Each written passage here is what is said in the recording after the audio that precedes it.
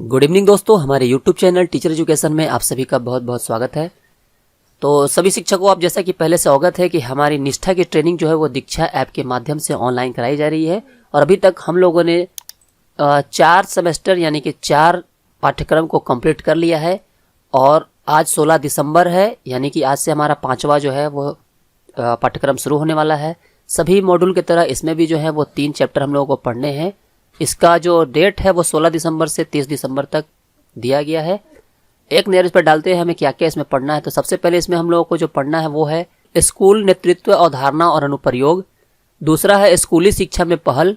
और तीसरा है प्री स्कूली शिक्षा। ये 3 चैप्टर हम लोगों को पढ़ने हैं।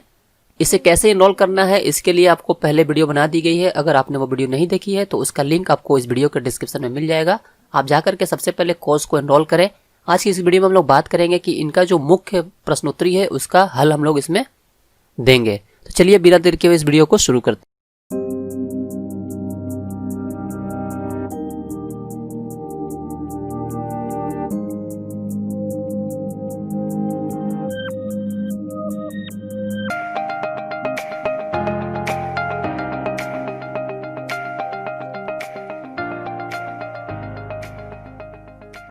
तो दोस्तों, सबसे पहले हम अपने ऐप्स को ओपन कर लेते हैं, यानी दीक्षा ऐप्स को।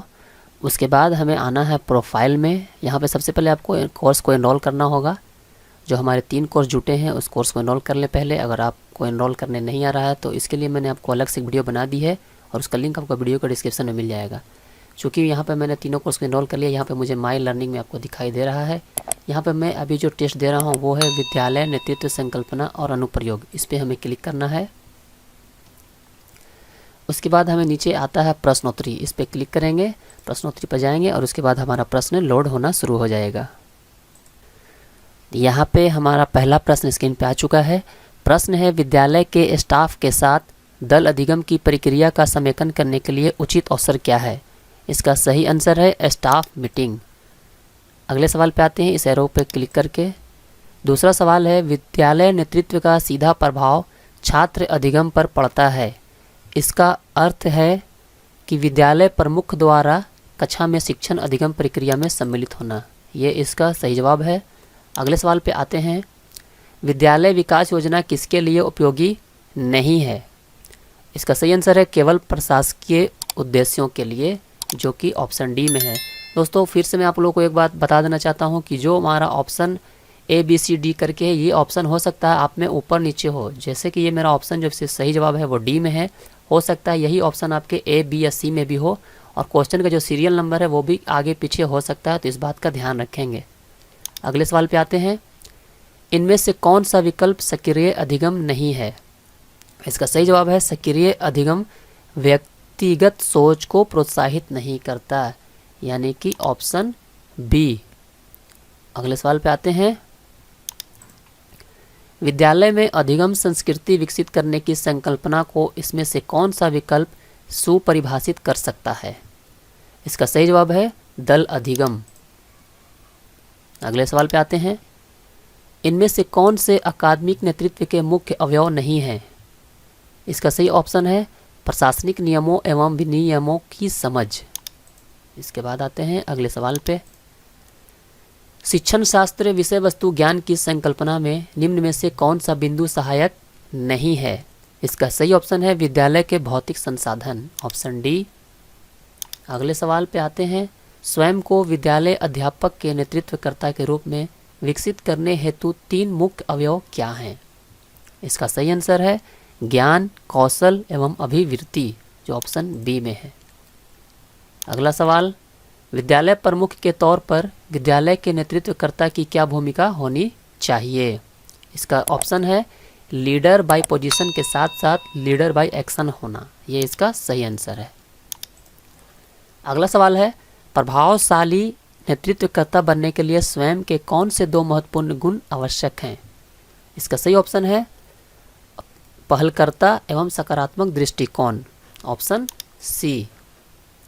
नेक्स्ट क्वेश्चन, यहाँ पे 10 सवाल पूरे हो चुके हैं और हम लोग सबमिट करके देखते हैं कि इसका क्या आंसर है। यहाँ पे हम लोग का स्कोर दिखाई दे रहा है, योर स्कोर इज, आप देख सकते हैं स्क्रीन पे 10 में 10 सही हो गए हैं। अब हम लोग आएंगे अगले प्रश्नोत्तरी की तरफ की जो 14वां मॉडल का है।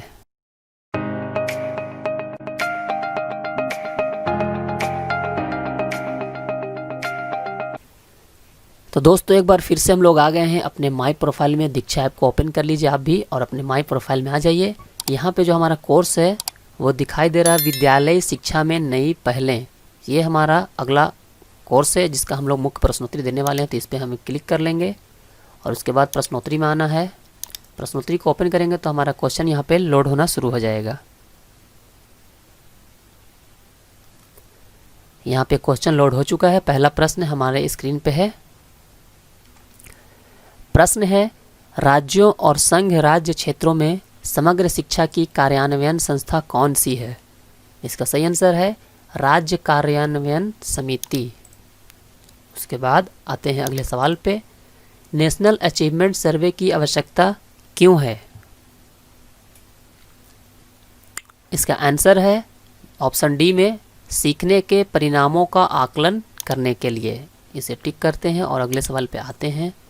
सवाल है, निम्नलिखित में से कौन सा भारत में समावेशी शिक्षा के इतिहास में एक मील का पत्थर है?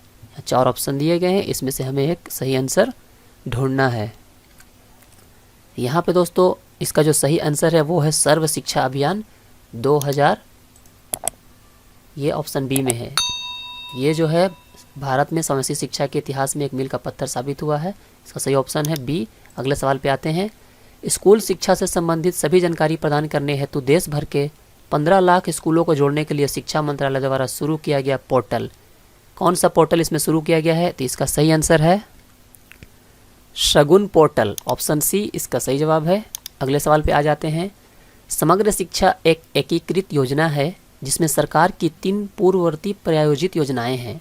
3 जो प्रायोजित योजनाएं हैं वो ऑप्शन किस में सही है उसका आपको बताना है। तो इसका जो सही आंसर है ऑप्शन डी, जिसमें है सर्व शिक्षा अभियान, उसके बाद है राष्ट्रीय मध्यम शिक्षा अभियान और शिक्षक शिक्षा। ये इसका सही जवाब है। ये 3 योजनाएं हैं पूर्ववर्ती। अगले सवाल पे आते हैं। निम्नलिखित में से कौन दोपहर का भोजन योजना यानी कि MDMS का दृष्टिकोण नहीं है? इसका सही आंसर है तिथि भोजन।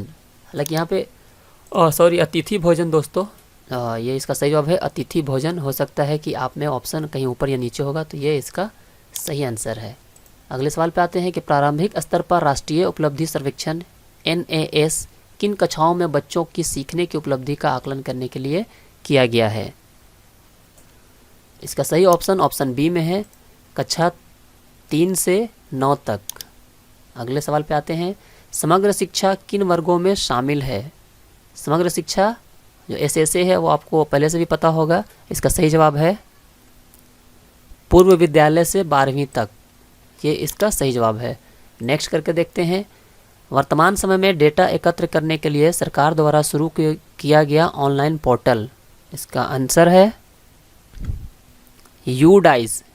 ये है दोस्तों इसका सही जवाब, यूडाइस शिक्षा के लिए एकीकृत जिला सूचना प्रणाली।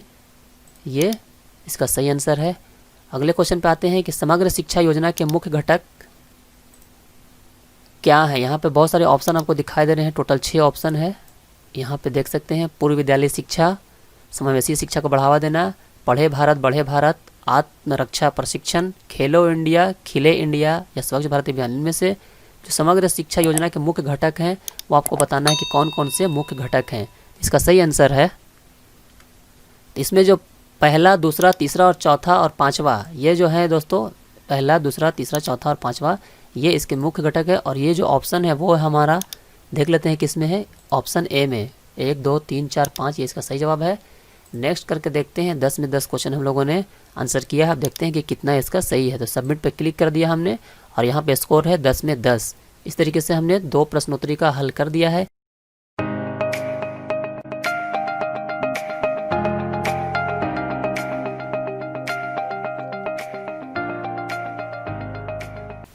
तो दोस्तों अब हम लोग तीसरे कोर्स की तरफ बढ़ते हैं, यानी कि पूर्व प्राथमिक शिक्षा।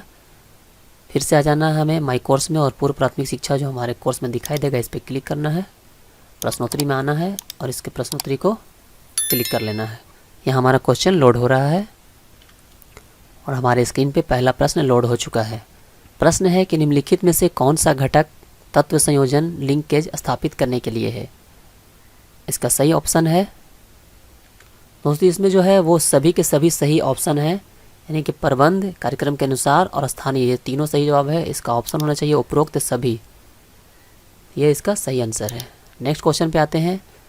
रिक्त स्थान है, उसके बाद लिखा है कक्षा के भीतर के क्षेत्र हैं जहां बच्चों को विकास के एक विशिष्ट आयाम से संबंधित सामग्री मिलती है।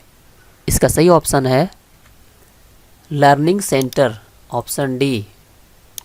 अगला सवाल, खाली जगह है। मान्यता है कि भाषा शब्द, शब्दांश, तुकांत और ध्वनियों से बनी है। इसका सही ऑप्शन है ऑप्शन डी, ध्वनि जागरूकता। अगला सवाल, पूर्व प्राथमिक शिक्षा कार्यक्रम प्रशिक्षण में शामिल होना चाहिए। क्या शामिल होना चाहिए? इसका सही जवाब है पूर्व प्राथमिक और ग्रेड 1 और 2 के शिक्षक, यानी कि ऑप्शन डी, पूर्व प्राथमिक और ग्रेड 1 और 2 के शिक्षक। नेक्स्ट क्वेश्चन, छोटे बच्चों के खेलने के अवलोकन और आकलन के लिए निम्नलिखित तकनीक की आवश्यकता होती है। 4 तकनीक यहाँ पे 3 तकनीक दिया हुआ है, तो यहाँ पे मैं आप लोग को बता दूं कि इसका जो सही आंसर है वो है उपरोक्त के सभी, यानी कि सभी जो चीज़ें हैं इसमें तकनीक, ये सभी की आवश्यकता होती है। अगले सवाल पे आते हैं। पूर्व प्राथमिक केंद्र आने वाले छोटे बच्चों के लिए आयु समूह क्या है? तो यहाँ पे इसका जो सही ऑप्शन है वो है 3 से 6 साल। यहाँ पे सही ऑप्शन है 3 से 6 साल। 6 साल के बाद बच्चा स्कूल में आ जाता है। अगले सवाल पे आते हैं कि हम पूर्व प्राथमिक केंद्र में बच्चों को सीखने के लिए प्रोत्साहित करते हैं, कैसे? यहाँ पे आपको बताना है इसका सही ऑप्शन, और इसका सही ऑप्शन है वो है विकास हेतु खेल एवं आयु आधारित उपयुक्त गतिविधियाँ और सामग्री, ये इसका सही आंसर है। अगला सवाल है, संज्ञानात्मक विकास के एक उप आयाम के रूप में मैथमेटिकल थिंकिंग में शामिल है। इसका सही आंसर होना चाहिए आकार और स्थान की समझ। देखते हैं नेक्स्ट पे करके अगला सवाल, पूर्व प्राथमिक शिक्षा वर्षों के दौरान मूल्यांकन सुनिश्चित करने में मदद करता है।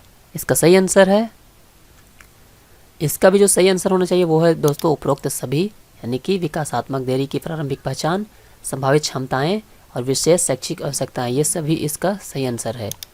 अगला सवाल है, पाठ्यचर्या चलाने के दौरान पूर्व प्राथमिक शिक्षा कार्यक्रम में शिक्षण शास्त्र के 3 मुख्य तत्व यानी घटक क्या हैं? इसका सही आंसर है खेल, परस्पर संवाद और परिवेश, जो कि ऑप्शन बी में यहाँ दिखाई दे रहा है। हो सकता है कि आपके ऑप्शन कहीं ऊपर नीचे हो, तो इसका सही आंसर है खेल, परस्पर संवाद और परिवेश।